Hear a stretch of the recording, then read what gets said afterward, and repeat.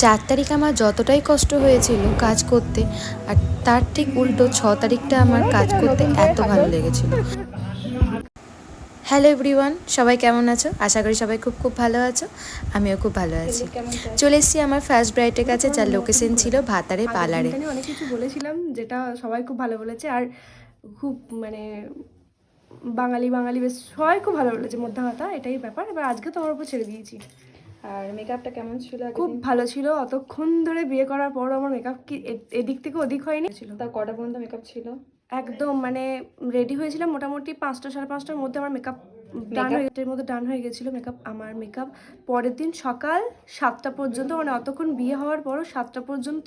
তারপরে এই বাড়িতে এসেও মোটামুটি 12টা পর্যন্ত ওই ছিল। ঠিক আছে। 6 মার্চ আমার 3টে ব্রাইড ছিল, আর 3টে ব্রাইডের লোকেশনই ছিল ভাতারের মধ্যেই, তাই আমার কাজ করতে একদমই অসুবিধা হয়নি। এবং আমি তারপরেও আমি 3টে পার্টি লুক যাদের কথা না বললেই নয়, যারা আমাকে সেদিন অ্যাসিস্ট করেছিল, তো ওরা না থাকলে এতগুলো কাজ একসাথে করা সত্যিই সম্ভব হতো না। আর সেদিনে আমার 3টে ব্রাইডও খুব টাইম মতোই চলে এসেছিলো, যার যেরকম টাইম ছিল সেই মতোভাবে আমি কাজ করতে পেরেছিলাম। সেকেন্ড ব্রাইডের কাছে পৌঁছে গেলাম, তো আমার সেকেন্ড ব্রাইডেরও লোকেশন ছিল ভাতার বাজারেই। জাস্ট একটু গ্লোয়িংয়ের লাইট ওয়েটের মধ্যে, যেন মেকআপটা অনেকক্ষণ স্টে করে, এরকম কিছু। ঠিক আছে।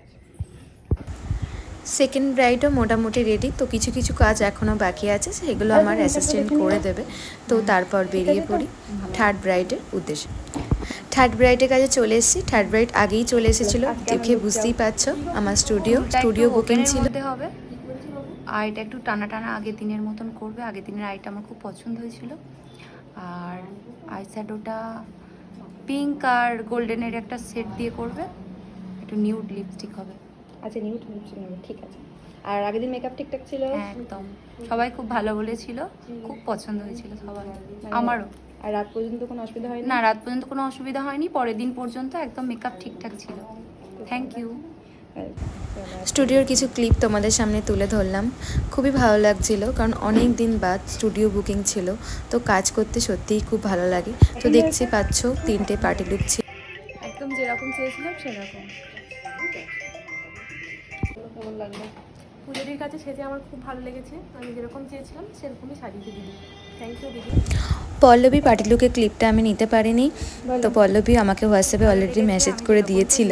ঠিক মনের মতন করে পূজাদি সাজিয়ে দিয়েছে, আমার খুব ভালো লেগেছে। আমি একটু রেডি হয়ে নিলাম, তারপর বেরিয়ে গেলাম পৌলমীর রিসেপশনে।